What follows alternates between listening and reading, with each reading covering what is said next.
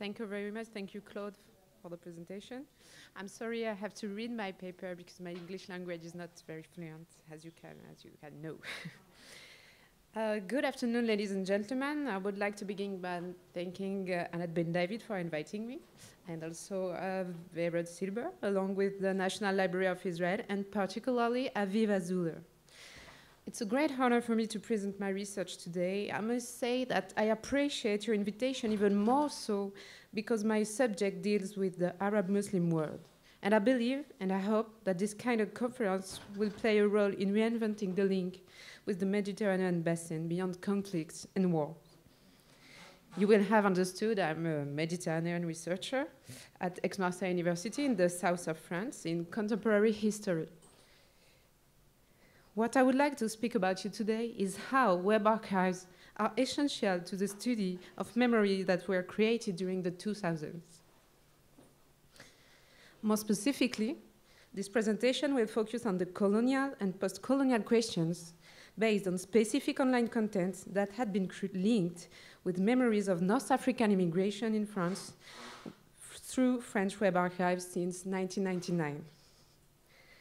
In order to do this, I will firstly present my research framework, then I'll show you the place of colonial legacies in the memories of North African immigration, and finally, I will focus on the post-colonial interpretation of North African immigration online. So, my research is a part of the study of memories from a historical perspective. The aim of this field of research is to understand how the past is used and transformed by a society at a given period. To introduce you to my subject, which is a very French, Franco-French issue, I would like to present the French context with regard to North African colonial memories. Like all countries around the world, the French nation has written an official national narrative founded on important events, such as the Galleys or the French Revolution. However, the conflicts of the 20th century have significantly challenged this national discourse. Of course, one such example concerns the state finally recognizing and admitting the Vichy state's involvement in the Holocaust during the World War II. Nevertheless, there are still many conflicting memories, particularly those concerning the effects of the Algerian War of Independence from 1944 to 1962, which were the cause of many debates in the public space during the 1990s. Several interpretations of this decolonization war were and are still ongoing in France. The Pieds Noirs settlers, the memories of the anti-colonialists, which is a left political movement, the Harkis, who chose to support the French state during the war, and the Algerians who had immigrated to France, as well as those of their descendants. The debates regarding the place of the colonial period in the official memory always comes back to the Algerian issue, and so in France there is no museum dedicated specifically to the colonial period. Against this backdrop, the French state became more interested in the immigrants' historical contribution, although not without resistance and disputes. Thus, in 2007, after many years of political opposition, the National Center of History of Immigration was opened, but it was inaugurated without the presence of any government officials. The permanent exhibition, first shown on the web in 2004, portrayed a migrant type whose position went beyond origin and communities. This is due to the Republican universalism, which meant that the French Republic did not and still does not recognize any specific group, and therefore did and does not grant any special rights to any particular communities. In fact, this opposes the belief that there is a direct relationship between the citizen and the states, a main idea portrayed by French institutions.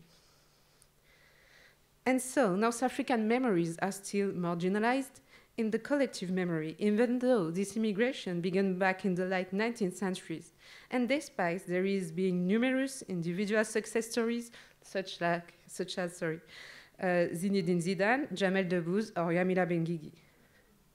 Massive immigration took place in the 1960s and the 1970s during a period of major economic development in France, necessitating a massive demand for manpower.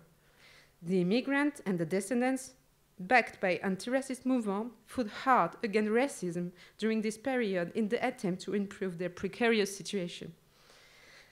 And since the late 1980s, this has resulted in the promotion of development of the memories of North African immigration through individual testimonies and collective projects publicized through cultural works such as different types of literature, theatrical performance, artistic creations, audiovisual documentaries, film, and exhibitions.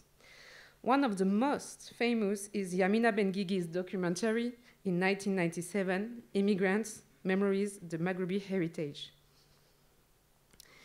The Internet's democratization in the 1990s opened a new space of expression for stigmatized and damaged memories by renewing the way that creating memories. During the 2000s, collective memories began to appear on the web against a backdrop of commemorative escalation and competition of the past. To study how the internet was used to recreate the memories of North African immigration, I regarded online contents that I named digital memorial devices as historical sources. Hence, I had two necessities.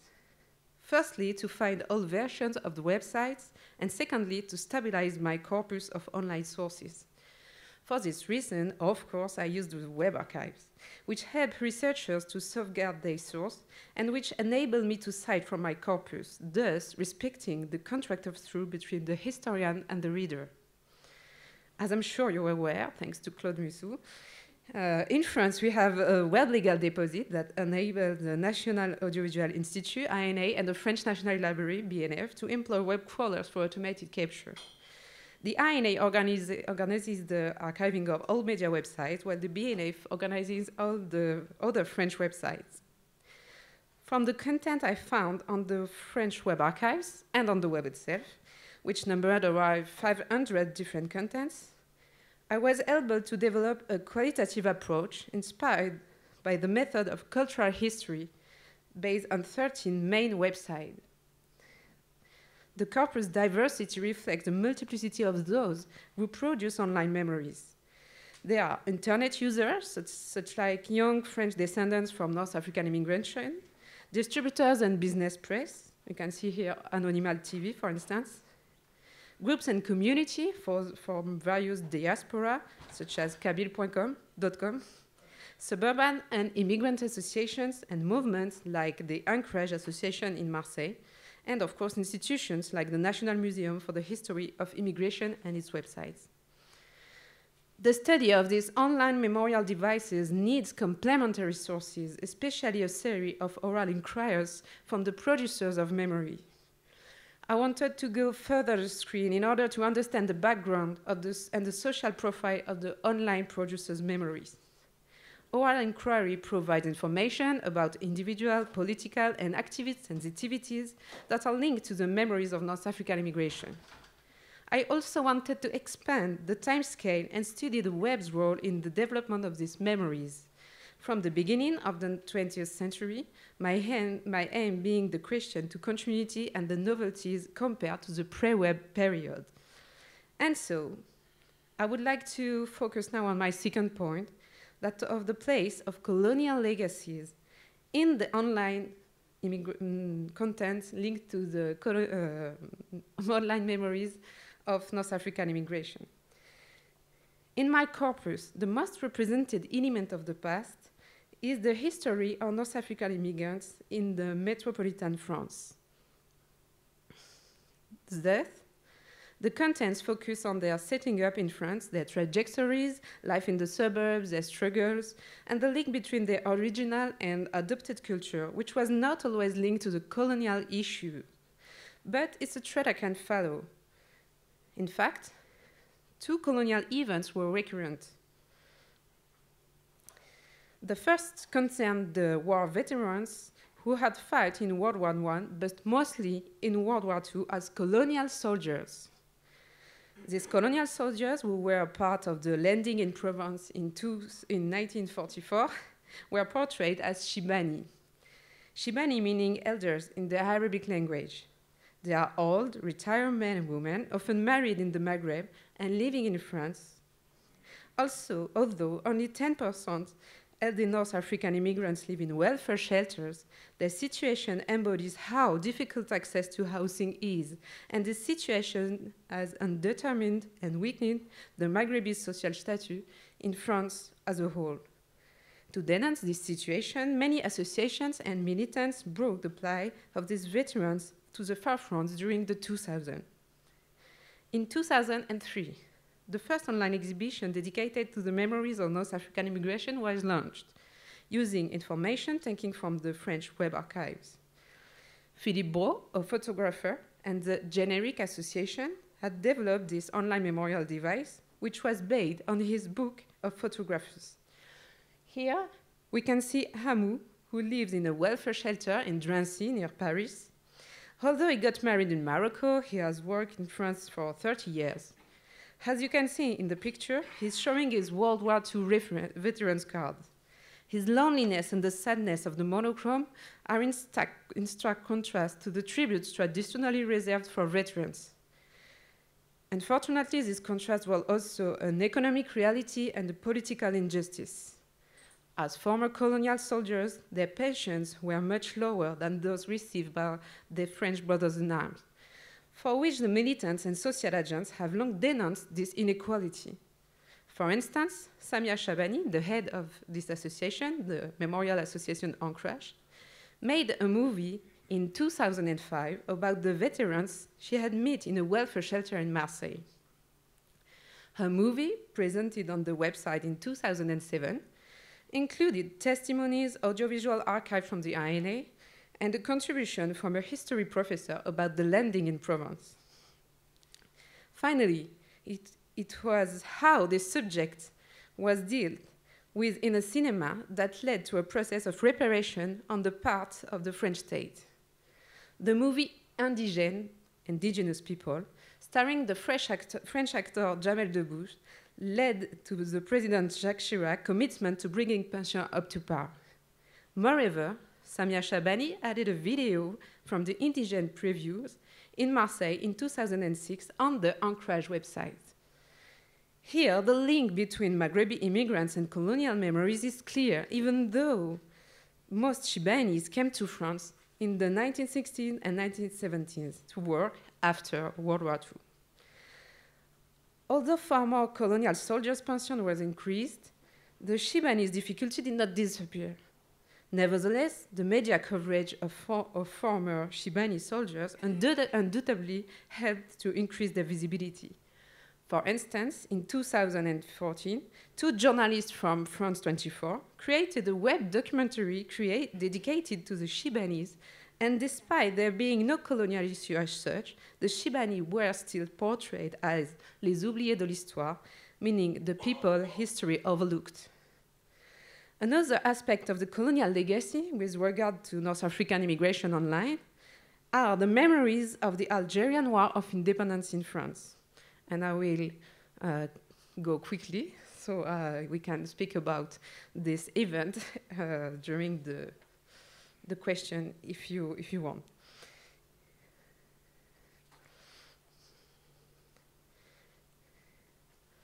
The memories of the October the 70s on 1961 and the question of Maghreb colonial soldiers testified to the fact that while colonial history was obviously a part of the memories of Maghreb immigration, it was used with more and less intensity. On the other hand, as from the 2000s, the perspective changed, and the colonial heritage became a central issue to the point of transforming the interpretation of the memories of North African immigration in favor of a so-called post-colonial approach. In January 2006, the French press and television relayed the existence of a new militant group called the Movement of Indigenous People of the Republic, who published an attack online which was denoted for its radical nature within the French anti-racist landscape. The text denounced the colonial character of the contemporary French Republic, and I'm citing, "France is and remains a colonial state." Its author seized upon the legal category used during a period of colonial history to designate themselves as indigenous, and at the same time, they called to decolonize the history of France. For the MIR, French society is divided into different categories founded on vague racial, religious, and colonial criteria. Black and Arab people fall into the indigenous category as opposed to the white category. Now, for the past 10 years or so, this perception combining colonial heritage and racial categorization has become a component of French anti-racism activism. How then did this interpretation emerge at this date in a state based on a secular republicanism unity? Even though the emergence of colonial memories in 2005 was multifactorial and was part of the continuity of debates boost in the 1990s with regard to the duty of memory, the web was instrumental in the expansion of the MIR as from 2003. Thanks to the French Web Archives, I was able to identify the main dynamics at the origin of the MIR. As from 2003, the web has shown the connections through the hyperlinks between numerous collective groups, Islamic, pro-Palestinian, feminist, far-left, and anti-racist groups, that opposed the bill to ban the wearing of the Islamic veil at school. From this point of view, the Muslim site Umma.com constituted an important space of debate in which the colonial argument was regularly raised, as was Tariq Ramadan's text, which declares Muslims are no longer natives to colonize. The law was finally passed in the National Assembly on March 15th, 2004. But the controversies concerning the colonial past continued owing to another legislative project whose aim was to recognize the positive role of the French presence overseas. Umma.com published historian Pascal Blanchard's video, a supporter of post-colonial French studies, and whose work and political commitment emphasized the weight of the colonial past in the present. The site showed an alternative vision of the news that was then punctured by riots in the poor neighbors of the end of the 2005. How the rioter was treated by the mainstream media was regularly denounced as being tinged with racist and neocolonialist prejudices. Consequently, for a minority of those opposed to the 2004 law, the colonial question emerged as the frame of reference to the origin of the MIR. Subsequently, the Web Archives helped to historicize the construction of this indigenous identity, showing the online communication strategies and connections that resulted in a militant project in which the past played a fundamental role. I wanted to talk about the impact of the MIR, but I will quickly go to my conclusion. So to conclude, Web Archives are indispensable for the study of memories in the digital age. Historicizing these devices means studying both the interpretative evolution and the construction itself. By applying them to different timescales and analyzing how and what is generated. For me, studying memory practices online through Web Archive is an opportunity to renew Mediterranean studies. Thank you for your attention.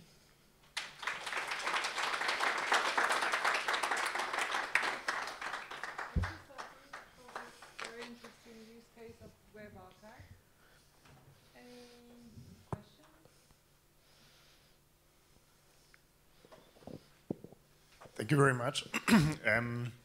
I was wondering, while hearing your insights about the situation in France, if you have any comparative data to other countries in Europe, like Belgium, which has a quite similar colonial history, or the United Kingdom and other places.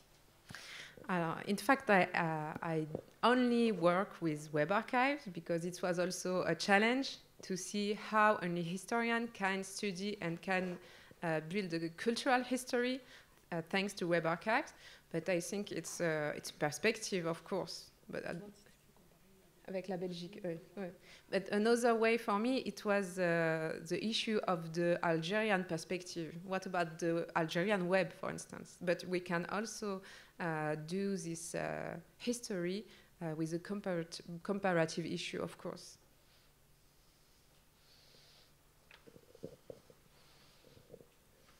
I'm curious if you saw in the earlier websites a difference between organizations that pre-existed and were doing in person or radio or other things, and then ones that started as web first? And was there any Yes. differences you noticed? Yeah. Thank you for this question, because it was a main issue, because I wanted to compare the pre-web period and the period with the digital age. And in fact here, focusing on colonial perspective, I am showing a way and the producers of memories who are specific to the 2000 period. For instance, Uma.com is a web media. It was created only for the web.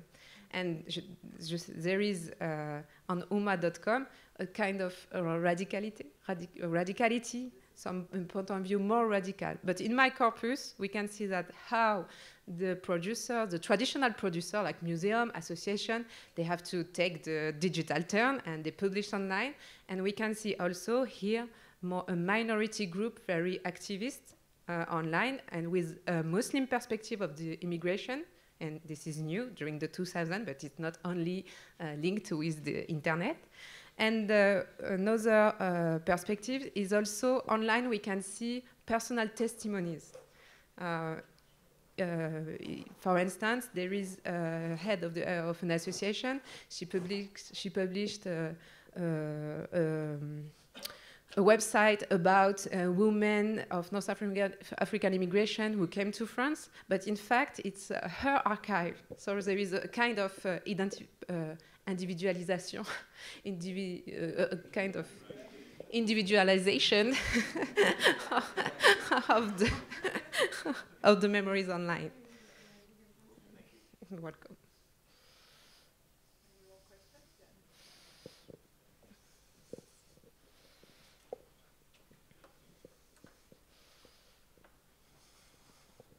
Hi, thank you. I would like to ask about the methodological way that how did you approach to this? Because yes, it's quite new. In fact, thank you for your question. In fact, I began my thesis, it was in 2011. So web archives were also different. And my methodology, I wanted to try to build my methodological approach. So I began, at the beginning, I identified 500 references founded on French web archives and on the web itself.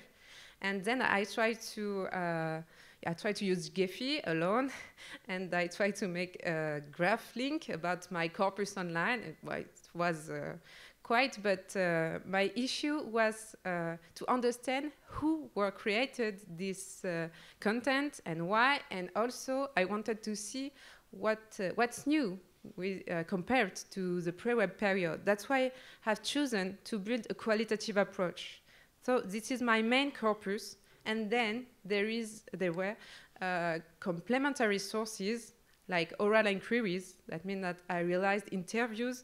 I had interviews these producers of memories, and then I also study how the North African immigration memories were portrayed during the 1960s, for instance, at the television or literacy or books and things like that, because I wanted to compare. So my choice was to realize a qualitative approach for a cultural history, but it was just my way to study the web archives. It's not a closed issue for me. I'm okay with quantitative approach.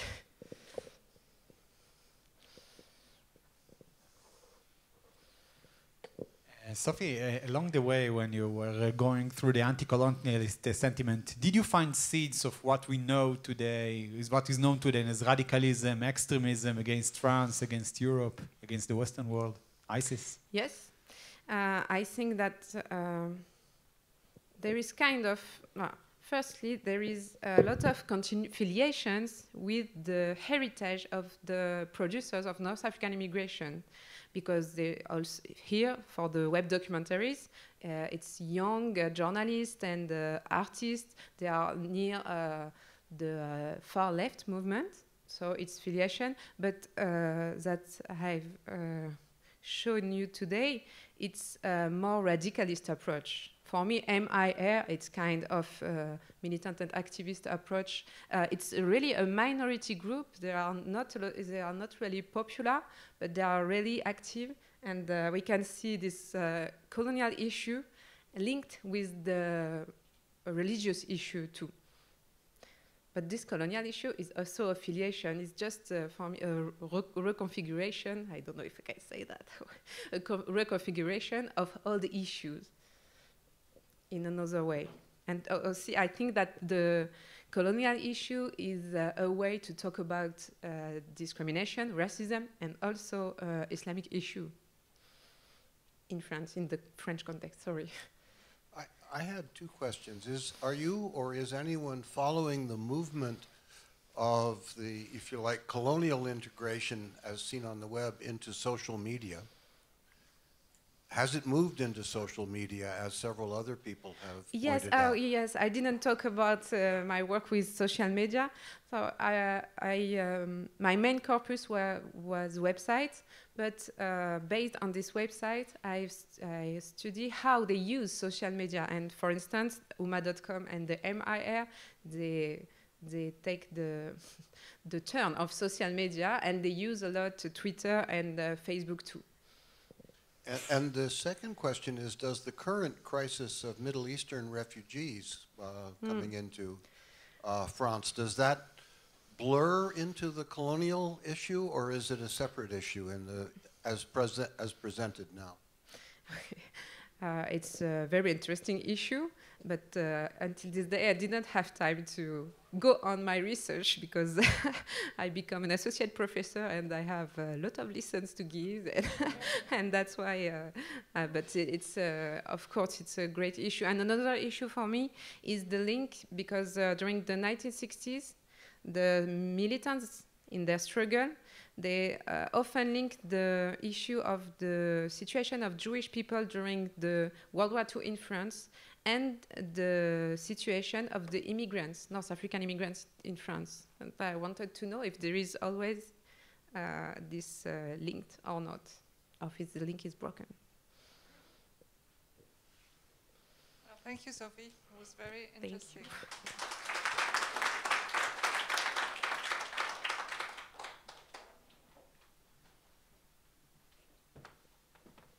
Now the floor is to Peter Webster. Peter Webster is an independent researcher. He also is a consultant and a specialist in the religions in the history of religions in the United Kingdom. Is that it? So he will be presenting today a paper entitled "Understanding Religious Networks in the Archival Web."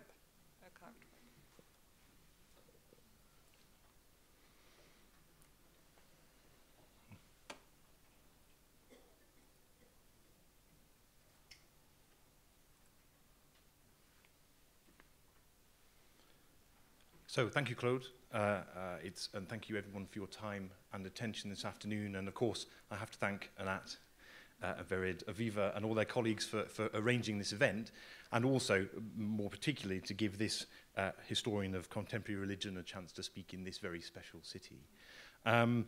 My subject today then really is understanding religious networks in the archived web. What I want to do is to outline a couple of examples by which contemporary historians may indeed make precisely the kind of truth claims about the web at a scale larger than the individual sites that Anat challenged us to do earlier on today. And so I based this on a chapter that I've recently put forward for this forthcoming Sage Handbook of Web History, in which I took a look from a strictly historical point of view at what is now 20 years of research on online religion, broadly defined, from religious studies scholars, sociologists of religion, internet studies people as well, but surprisingly few historians coming at this from a relatively traditional methodological background like myself, and concerned to put these questions into a longer historic perspective of the things that we think are happening over the last 20, 30, 40, 50 years. And of these, I tried to analyze the field under these four particular headings. I want to talk about two of them today, but on the first one, it was a surprise to me to find that even though the early web was a very textual medium, the question of the circulation and reproduction and commentary on religious texts broadly defined in the early web is something that actually has been rather neglected, I think. The third of these areas, the issue of what happens to ritual prayer and worship when it migrates into an online space, was actually much more keenly studied. Question of actually, is there a real thing? Is a pilgrimage a meaningful thing if you only conduct it in your mind and you don't leave your console? Is collective worship and the administration of a sacrament a meaningful thing amongst dispersed crowds of people? And that's been much more interesting. There's much more interest in that, and I think it's partly a methodological issue. I just think it's more interesting to people who are interested in the web as a medium. But I want to talk particularly about the second and the fourth today. The second being the issue about how we go about understanding the structure of religious organizations in an online space. Historians used to studying offline religion. We're very used to thinking of religious organizations in terms of the flows of people, information and money that flow up and down established organizational hierarchies. And the study of horizontal relationships, the relationship between religious groups who are physically contiguous to each other, but actually perhaps of different churches, different denominations, it's actually rather harder to do. And I should say, by the way, that a point on terminology, when I refer to a church in this context, I'm really thinking about the nationwide organization of a particular religious group. And when I meant to talk about a congregation, I mean a group of religious people in a particular locality clustered around a building and a minister and so on and so forth. In an online space, however, we need to think more in terms of both these hierarchies and networks that are both horizontal and as it were, diagonally configured, and we have to think about them both together. The one hasn't replaced the other, they're complementary. And similarly, in relation to interactions with the religious other, in the offline world, we're very used to thinking in terms of interfaith and ecumenical relations at a kind of a national diplomatic representative level. Quite well documented is a body called the Council of Christians and Jews, which is set up in the UK in the 1940s to provide a forum for the chief rabbi to meet the Archbishop of Canterbury and other national religious leaders. This is a kind of contact with the other that we're used to dealing with as historians. But local contact between neighbours of differing faiths is much harder to recover in the offline world unless it's in a circumstance of conflict. There's a brilliant piece by John Maiden, a friend and collaborator of mine, on a dispute in the 1970s in England where there's a proposal to sell a redundant Christian church to the local Sikh community. Now this is big news in 1976, and it creates a massive dispute. It gets into the press, it gets into in the correspondence up and down the hierarchies of all the various organizations. It leaves an archival trace.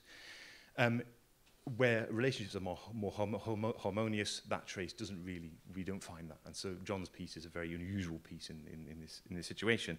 In an online world, we can kind of observe this kind of routine and harmonious contact in a much rather easier, and particularly in a social media space, we can understand the remote interaction between people of the same faith and different faiths across long geographic distances as well.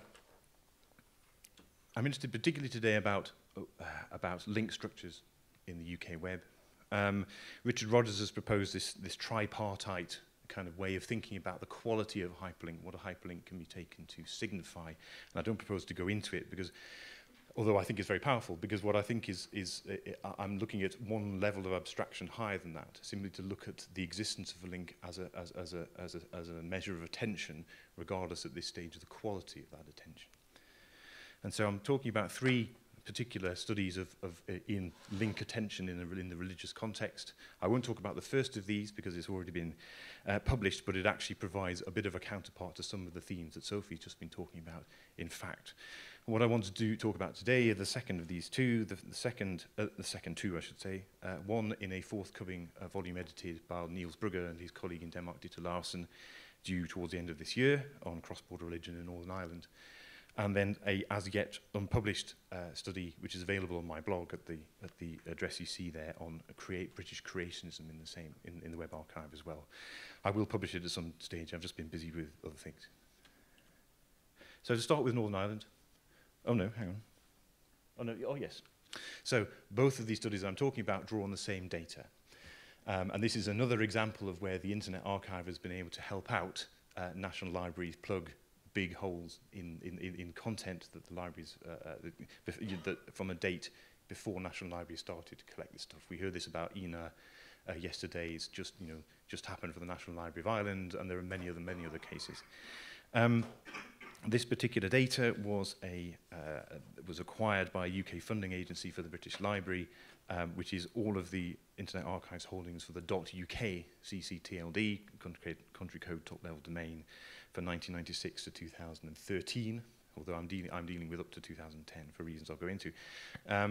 It isn't publicly available, but derived data from it is, and it's one of those sets that I want to look at today, in particular this one, the UK host link graph. So there are 2 billion lines or so in this, which declare the existence of a host-to-host link relation at some point in that 14-year period in the .uk CCTLD. And so the first one of these declares that in 2008, the Internet Archive found 4 referring resources, which are usually individual pages, but not necessarily, in the domain catholicchurch.co.uk that linked at least once to catholicchurch.ie. So I made that one up, but I'm just giving that's a generic example of the data structure that we're dealing with. And there are, as I said, there are quite a lot of these in the data set as a whole.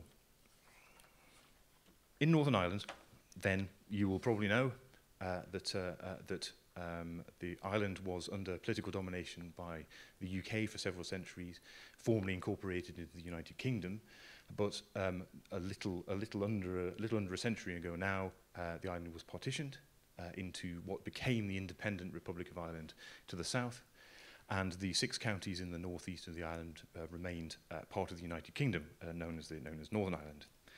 And that partition was both a consequence and a subsequent cause of a particular and probably peculiar mix of faith and politics in Northern Ireland.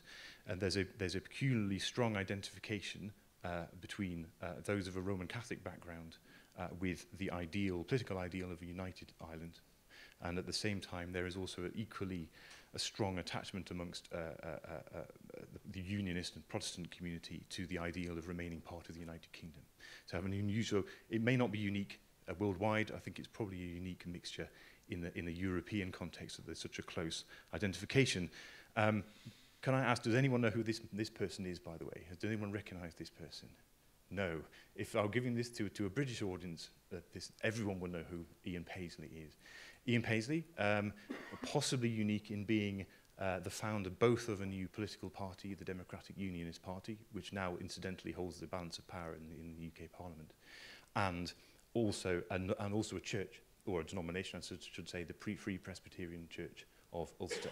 I can't think of another individual who was both a leader in both spheres in exactly this way. But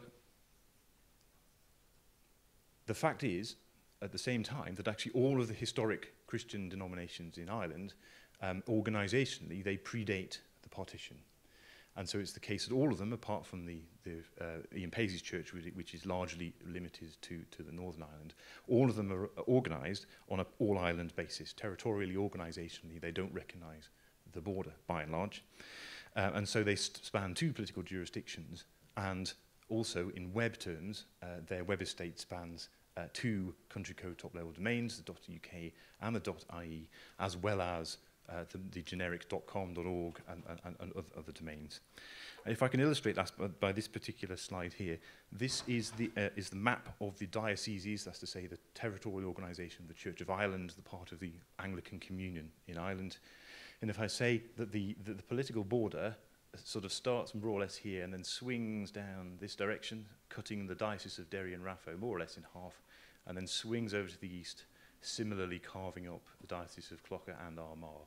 So it's the case that even at the second level, geographic level, these divisions span the border in a very seamless kind of way. So what I was interested in, where am I going with all this? I was interested to have a look at the link graph data to see actually whether the web estate of the Northern Irish churches maps onto the political division that we're dealing with, or whether it maps onto the division of the web division into top-level domains that we're dealing with, and that's to say, are there distinct web spheres, to pick up that term, for Catholics or Anglicans in the whole of Ireland, or are we talking about distinct spheres for North and South? There's more of this. There are more examples in the paper, but I looked particularly today at the Baptist Church in Ireland. Nearly 100 congregations altogether across the island, with roughly just over 100 individual domains that are registered to them, and again organised in a single association across the whole of Ireland. Now, what you have to understand about the history of Protestant Northern Ireland is that it's one of immigration. That historically the Protestant culture in Northern Ireland is to do with immigration from Scotland, which is off to the northeast of the picture as you see it. And so it is the case that numerically most of the congregations, of most of the main Protestant denominations, are concentrated on the eastern side of Northern Ireland, particularly in the two counties of Antrim and County Down there. So if I show you this is a tabulation of that. 44% of the congregations with their own domains are in County Antrim, and another 25% of them in County Down. So 2/3 of them in those two easternmost counties of 6, which also by and large maps onto the population, since the principal city of Belfast sits sort of more or less in this kind of intersection here between the two counties. So that's not a surprise. However, where are the domains of all these individual churches in Northern Ireland? And the case is that actually even for, the paper goes into this in more detail, but even for churches that you might expect to identify politically with the idea of being part of the UK, less than half of them have thought that extended to registering their domains in the UK space. So there's more of that in the paper, and I just allude to that here. And so I need to get a sense of actually what the interlinking between these individual congregations was, and what it looks like north to south of the border as well. So I can tell you how I got to this if you like in the questions. But I came up with a coded link graph such that the first one here declares that in 1999 the 27th church in County Antrim AN linked 11 times to the 7th church in County Armagh, if you see what I mean. So I can talk about the method of that if you're interested. And I found, if I then counted up all the edges in this particular graph, that actually, perhaps as you might expect, by and large, the weight of the graph is very heavily weighted towards the churches in Antrim and County Down. So if you look at this first row here, and domains in County Antrim, there are 248 inbound edges, 299 outbound edges, and 150 that go between nodes within County Antrim. And similar kind of weight in County Down on this row, but rather less for County Armagh and County Londonderry. Now, so those 4 counties there, the more eagle-eyed of you will have spotted that there are 6 counties in Northern Ireland.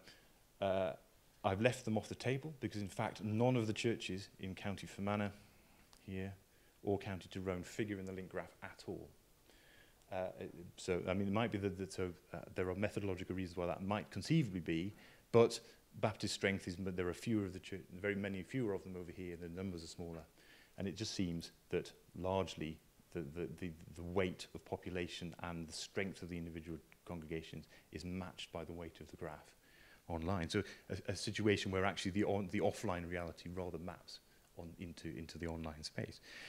And I don't have a graph for it, but actually there's a similar picture of links from north to south, even though there are 28 Baptist churches in this graph during this period in the Republic. There's almost no north to south linkage either. So again, so there is here. So the conclusion being that the Baptist web sphere is actually very tightly localized in the north, which I might have hypothesized to be correct, but that it's actually spread across several CCTLDs. That despite this geographic concentration, if you analyze it in domain terms, it looks much more various. And despite there being one single organization there, there's little cross-border linkage. And also, methodologically, link analysis is quite hard to do in national web archives or web archives confined to a single TLD, because there's no parallel data for the .ie space to do the analysis in the opposite direction, and certainly not for the .com or .org to pick up what's happening in all of those 52% of Baptist congregations that aren't in this data, right? I haven't got very much time, so I might have to be fast about this. The second of these two papers is on UK creationism. So creationism being a non-evolutionary account of human origins based on a particular reading of the first chapter of the book of Genesis. It's, in Christian terms, it's a relatively modern revival, and it's usually a feature of some parts of the evangelical churches, and it goes under several different names, although they're variations on the same theme. I wanted to answer three particular questions using this same data here. One, part of the mystique of the early web is that actually the web is the friend of the marginalized opinion, that once you remove the gatekeeper function of the traditional media, then sort of marginal ideas can thrive according to their own sort of intrinsic plausibility, in a sense, actually. And was this the case in the creationist web in the UK? Secondly, more part of the narrative amongst creationists in the UK has been that there's been a conspiracy theory of silence against them in the mainstream media and in the educational establishment, both in schools and in universities, to marginalize what they portray as just an alternative reading of the facts of human origins, right? So is this true? This has been there since the 1930s. It remains there, part of the rhetoric. Is it still the case? And finally, in the case of this, was there in 2006 a real danger or a moral panic about one particular episode, this one? In 2006, a creationist organization called Truth in Science sent DVDs and other teaching materials to every school in the UK, offering a purportedly balanced view of human origins and putting forward a creationist point of view. This created an almighty a stir in the media, columnists, and this is a Guardian column, so much so that one of a government minister in the then Tony Blair government wrote specifically to all the churches, instructing them not to use this material. This is an unusual intervention in curriculum from central government, which gives you a sense of kind of how much of a kind of panic there was about what was going on. So how to get a handle on these questions? Using the same data I've already outlined, I took a selection of the key UK creationist sites. I extracted all of the unique inbound referring hosts, and then deduped them, classified them to see who it was linking to creationist sites in the UK space and at what point in time. So there are various caveats on method, which I don't have time for now, but might do later on if you want. In the case of Truth in Science, despite all of the noise, it turned out there were only 46 hosts in the whole of the UK web that referred to Truth in Science at any point in this period, of which most of them were either other creationists or a small number of secularist organizations who had taken it upon themselves to try and counter the threat of this religious mumbo-jumbo as they saw it. 2 churches and 1 school. If I say that the Evangelical Alliance, which is the umbrella body of the evangelical churches who may have been most likely to be creationists in outlook, boasted 3,500 individual congregations as members at this point in time, you see that the impact is low. And despite the fact that all of the churches in the UK had been circularized with this material, a single one of them thought it was worth linking back to Truth in Science. And there were fewer edges in the graph in 2010 than 2007, suggesting that there's no great upswing in interest here. So I'm nearly there.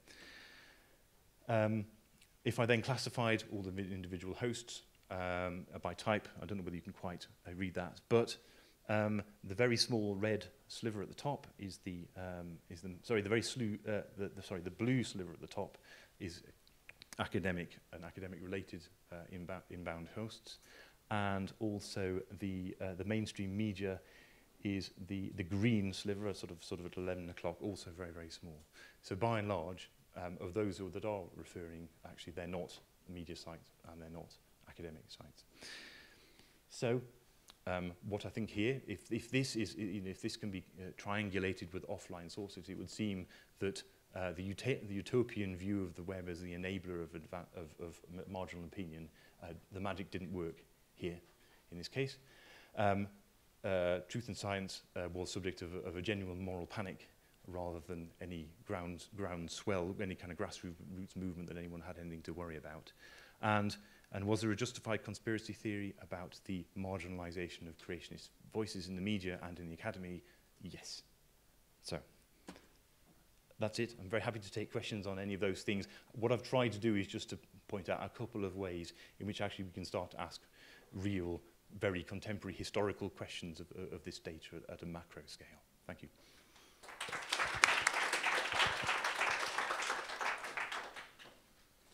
Anyone? Questions?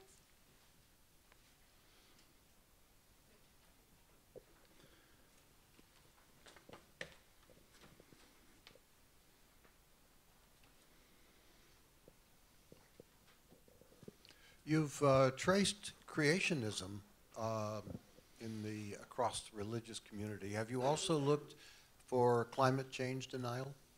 I haven't, but although actually I would expect there so from what we know from offline investigation, I would expect there to be a correlation between in this particular kind of community. Yes, I would expect to see that correlation, but I haven't tried it yet. But it would be simple enough to do. Anyone else? Yeah, Peter, I have a question about that last slide that is about the links. Yeah, so the thing here is that you just analyzed the links, right? So you did not analyze the anchor text to see if they are, for instance, the ones that link to the anti-evolutionists, if they were against or forward. So my question is basically linking to an anti-evolutionist site does not mean that the origin is in favor of anti-evolutionists. They could be against. So the question is, did you look at the anchor texts to try to get this perspective of being against or forward? So not yet. The next stage of the inquiry is to do just that. But there is in a sense there's a conclusion that I mean. So I think we can be reasonably clear that those sites which are anti-creationist, I should say, their sentiment is going to be negative. I think we can be quite sure that other creationist sites, their sentiment will be positive. It's more a varied situation in the individual churches. But my general point is actually that a basic level of weight of attention that's going on here, given the amount of noise there was about this at the particular point in time, we just simply expect to see more than this. I think even allowing for so one of the methodological points about this is obviously there's no guarantee that we know precisely what the Internet Archive captured, and also at this point in time it's hard to reconstruct what they were more likely to have captured than anything else. And so I hesitate about making too much about the absolute numbers, although I think I would be reasonably confident to say that there's no reason to suppose that the archive will have systematically captured more of one kind of site than another necessarily. So I would think that the proportions might well be reasonably reliable, even if I wouldn't kind of want to place any weight on the absolute numbers, right?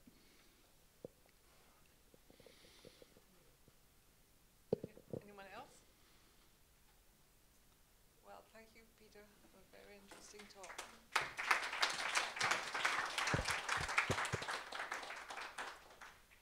And I'm calling Dana Diminescu.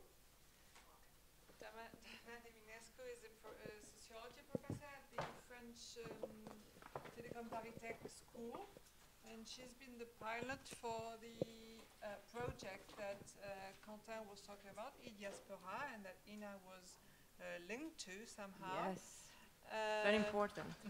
And so today she will be providing a historical, speaking about providing a historical archive on migration. I will speak more about migration trails, I think. Yeah. Thank you, Claude. Indeed, Ina was an important and trust partner for us, because when we start the archiving, they let us squat to them because we have not research. So they opened the doors and the machines and their skills to try to open a new field in the migration studies. Anat, really very, it's not possible to not mention Anat, and really a warmly thanks to bring us together. I was very happy, yes.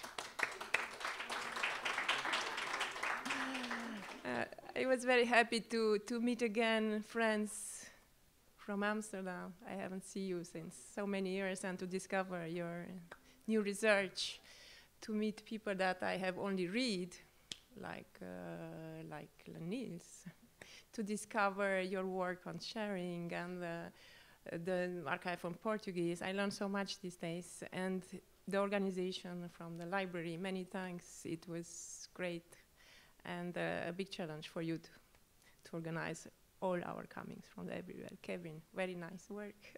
Don't know if I forgot somebody, but really I enjoy it a lot, and I'm sure that Internet Archive will archive this moment, like a very pleasant moment. I saw a lot of Twitters with heart, with sunny. Oh, okay. Okay. Not at least, of course, I'm happy that you discover Quentin and his works, and that the community of scholars who are interested on web archive receive in this conference a new researcher, and I think he has a great future in this field. With his work that he introduced on the diaspora, you have already perceived one of our topics, but this is only one of the part of the work was to be done in a scientific program dedicated to migration studies, and more particular about our effort to build a bank of digital trace about people on the move. Because it's very trendy to go back, I will go back to how to use this, maybe like that. Yeah, I will go back to, and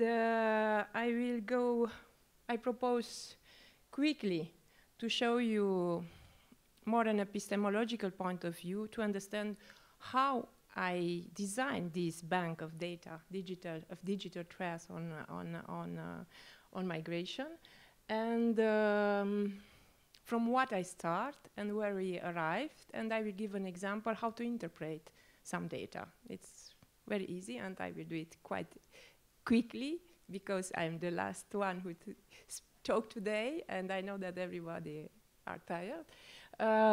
Even if it is a very complex objects and scientific objects that we build, okay?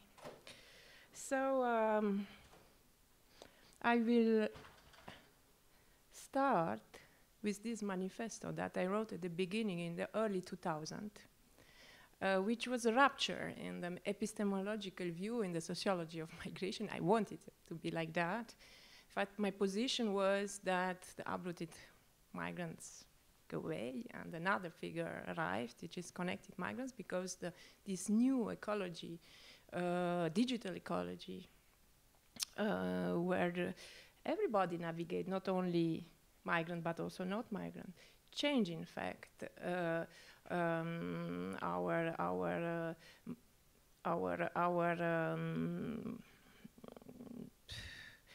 way to understand what's happened with people on the move.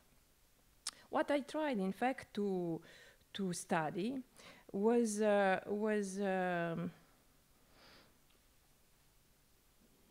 not only how new technology shaped the communication at distance, because the migrants are very compulsive to use it, because they are approach people who are distant ones from another. But I saw that, in fact, migration impact all the aspects of the migrant's life, everything. And when it impacts all the aspects of the migrant's life, and impact is with digital device, what we have? Trace. No? So the manifesto, in fact, bring into conflict two storytelling. One is territorial fiction, based on the figure of uprooted migrant, and another, what I think is more, it's a chronofiction. In a digital environment, and brings us a new figure of migrant, which is the connected migrant. I didn't find a better definition, not the definition, how to call this new figure of migrant. I call it connected migrant. And of course, to demonstrate what I defend this in this manifesto, it was a run to collect data, all kind of data, and after that, to share my concerning what to do with this data with engineers. And so we build a lot of tools and new methodological channel to approach this different data. What about is this data, what we collected? Well, we collected remittance stress. We collected, as you see, contents in the web. We collected hours of use of Skype. We collect logs from a library where the population who navigate on the internet are almost migrant. We collect data about people who want to receive refugees, to understand which are the new world of hospitality today, and so on and so on. In fact, the field is very large.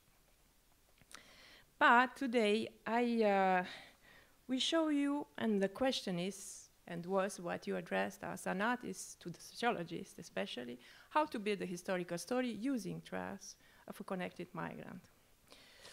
And I will start with this, with a situation, what we can imagine now, the fiction, about somebody who who comes by the Mediterranean to Europe. And we start with material evidence, but also with digital trace. And I will give you some example how we can build with trace a historical story. So these are the material trace, what we can find on the coast of the Mediterranean. We can start with that. We are still in a territorial fiction here. But we can find also this kind of objects who we are not more in this, there are still a material support, but when we look to this material support, these are not only material support, these are in fact the rest of access capital. You see, there are rests from a phone, from devices who give access to the digital infrastructure. And this is the key point when I start to work on a sociology of connected migrant. I'm not for the moment in a digital migration sociology. Yes, I'm still in a sociology of a connected migrant. I ask them to show me what they have in their pockets and what they have in their dans les sacs, and that give access, yes? That give access to what? To banks, to mobility, to communication, to the web, and that show me immediately things what you have in your pockets now and in your sack, in your baggage. Yes, this is our access capital, and studying that, we understand immediately where I have access and what are my belongings to territory, to rights, to mobility, yes? And I know that in all this digital infrastructure, I can find digital trace. So I am with this kind of objects in between a fiction, a territorial fiction, but also a digital fiction, a chrono fiction. Because when you say digital trace, you have the horodatage immediately, okay? And when you speak about chronofiction, you speak also about different form of presence. You know that the uprooted migrant was defined by Abdelmalek Sayad,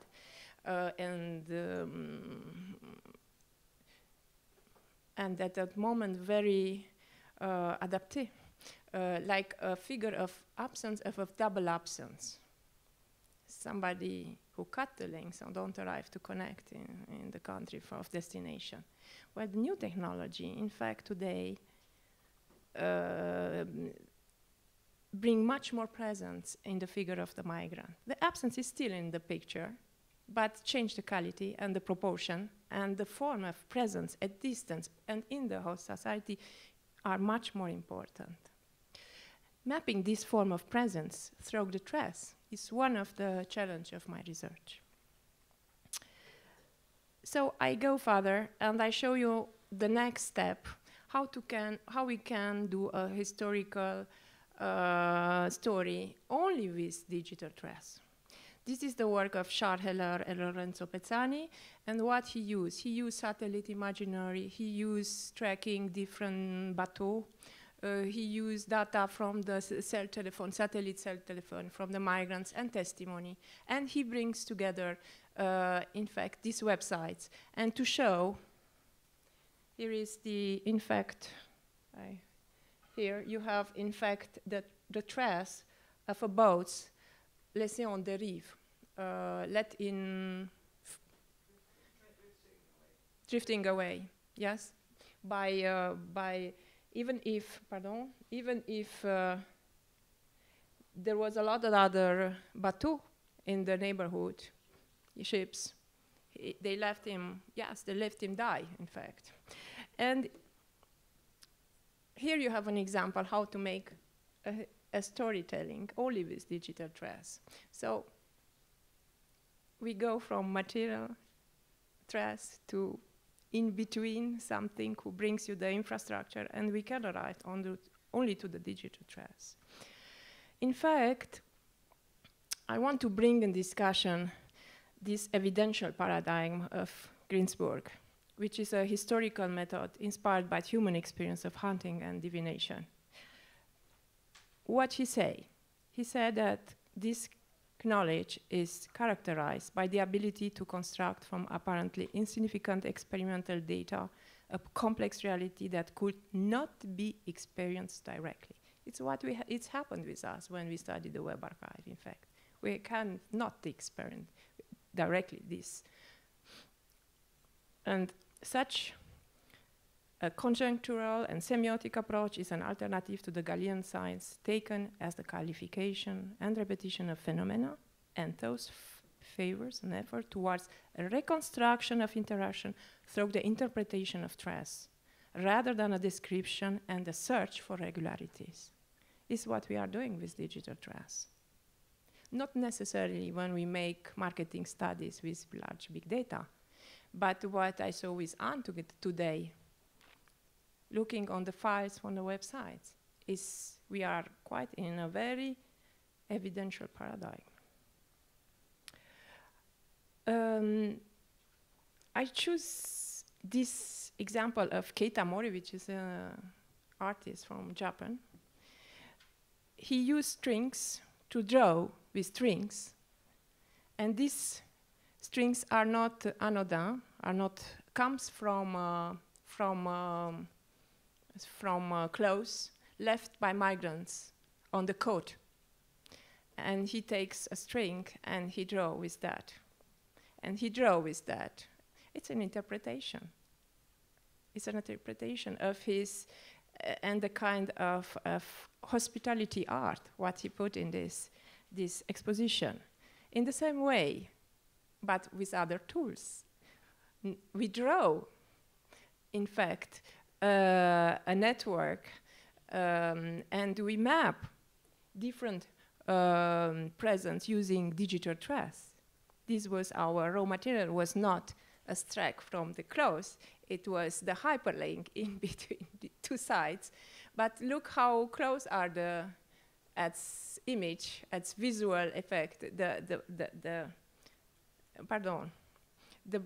two interpretation of the situation of refugees crossing the sea.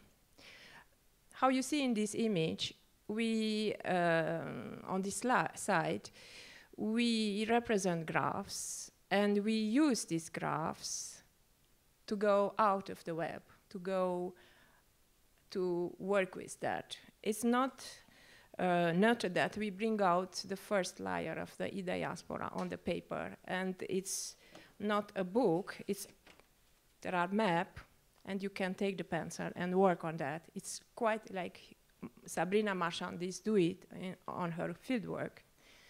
And to go back to the web and to go further, to put question and to make this pendular movement in between in and off online.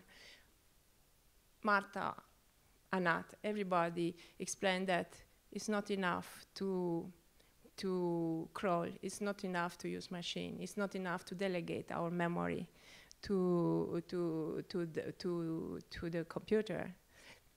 You must also speak about the context, understand the context, and give the quality of the links in between people. So, I thought I have another image, but I haven't. The challenge for the next step is to qualify links and to give, to find more about the context and to shape the legs of the web. Thank you so much.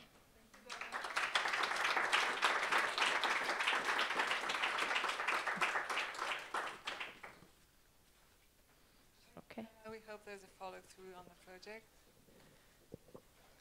Thank you so much for this talk. So I had a question about the last image, which I found really interesting with all the scribbles and annotations on top of these maps, because usually these like network graphs are presented as, or very often interpreted as a particular, version of the way things were.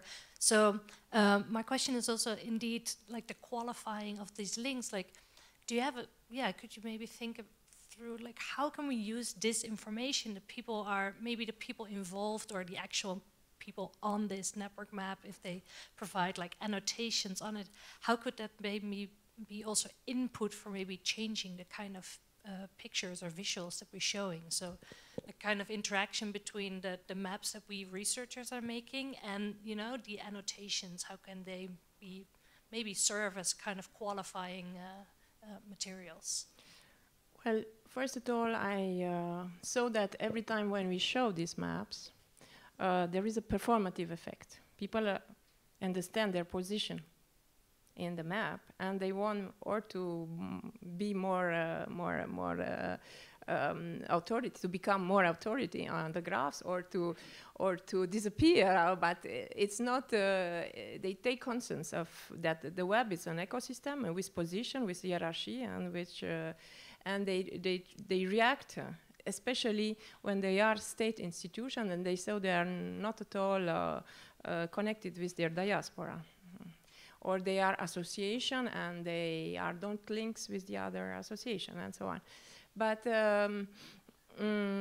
when we start to work like that, we also send them for the blogosphere of Moroccan. We send them, and the reaction was sometimes controversial, because they understand that we can track them, and everybody can track them, or they arrange themselves. So it's like a mirror.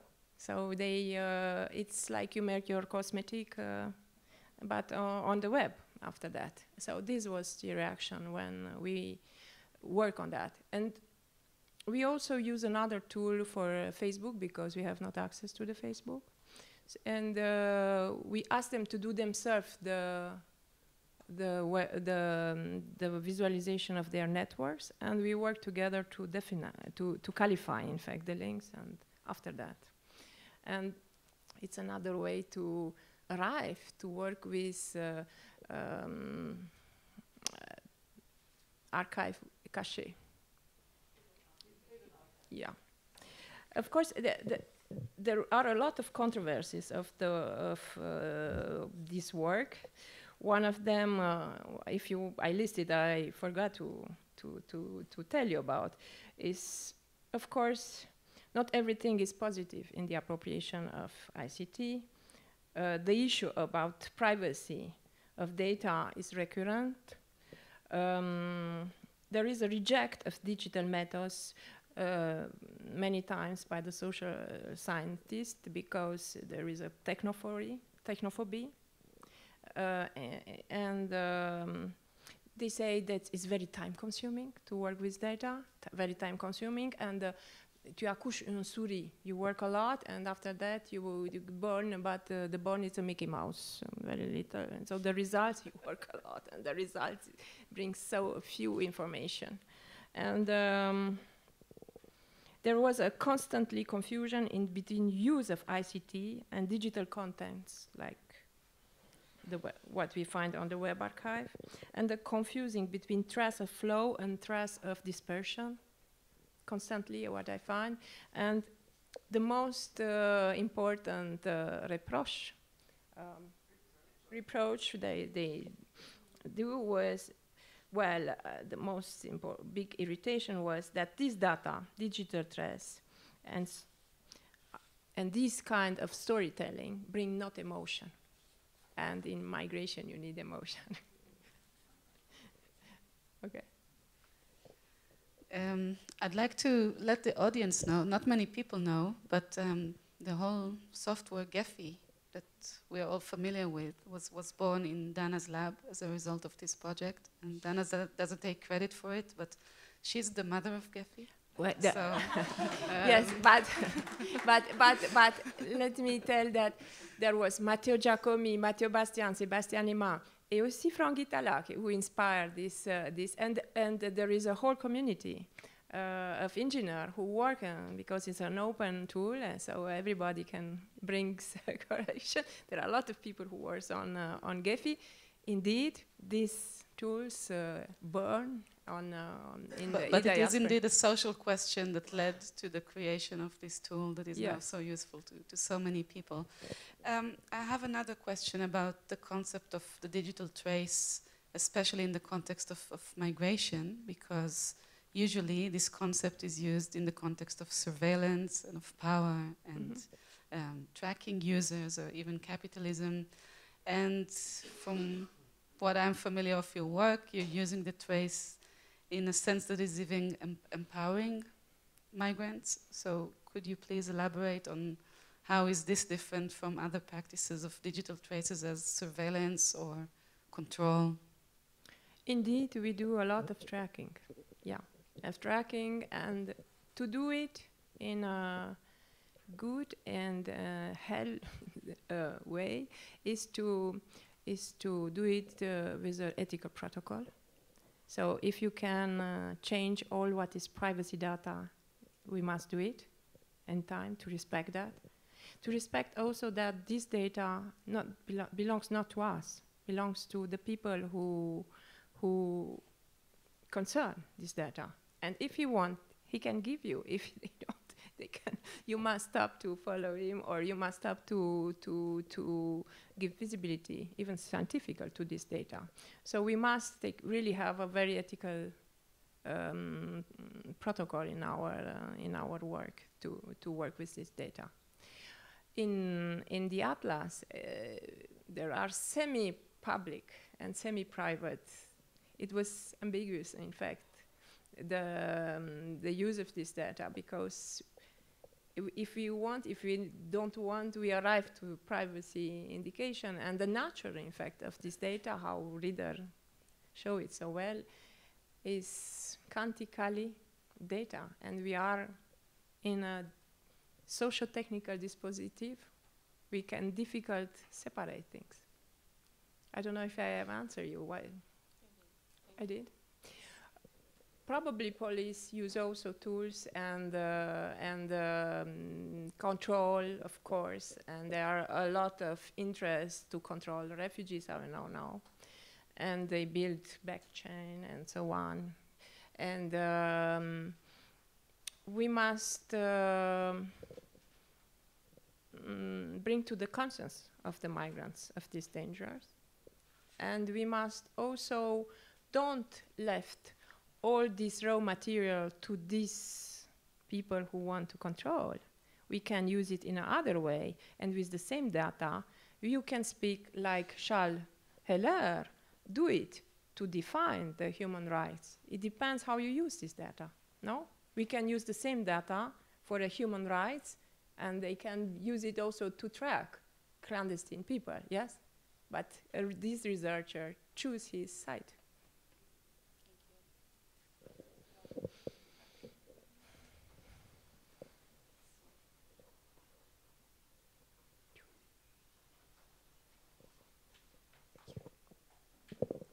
Hi, Dana. Hi. Thank you for your inspiring work.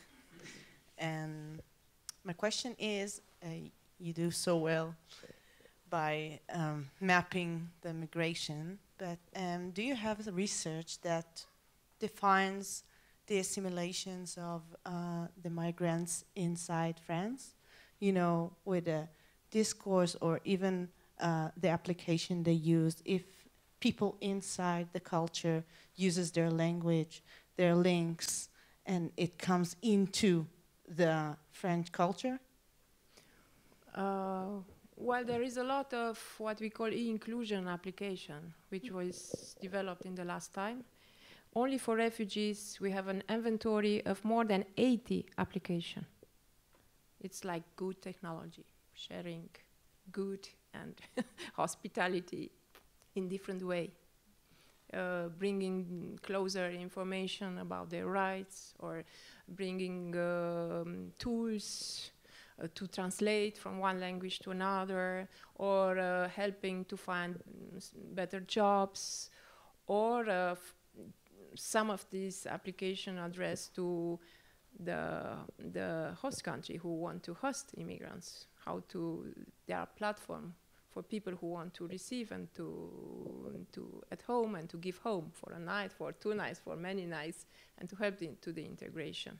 So these are the tendency. But when we look if refugees use these 80 tools, no, they still use Facebook, WhatsApp, the web, and so on, and national information flows, and media flows, and television.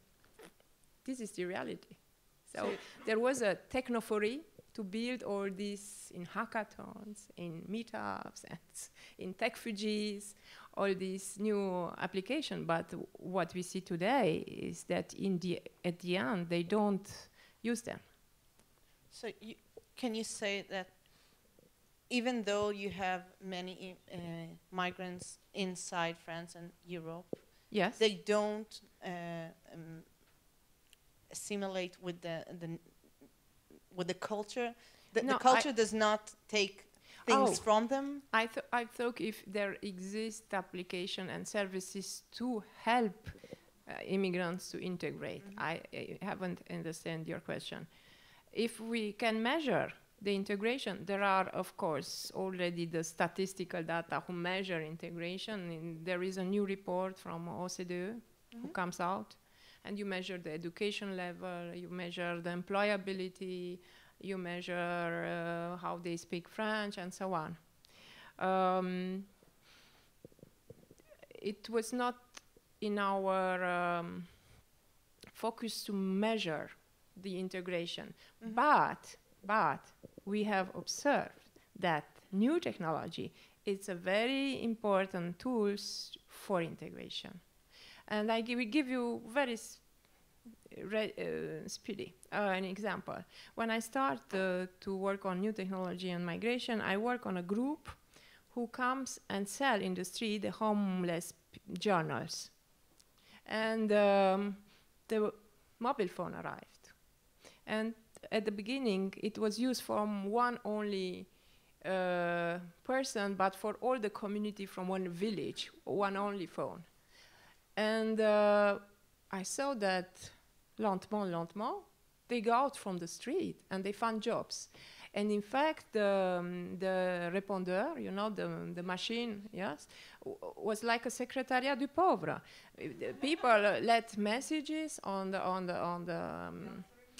answering machine, and they find jobs. So I understand the importance of new technology. At that moment, it was, something changed, because this tool brings what we call perpetual presence. They lived in squat without electricity, without other commodities, but they have a mobile phone. So they go out 3,000 people in 1 year. It was really impressive.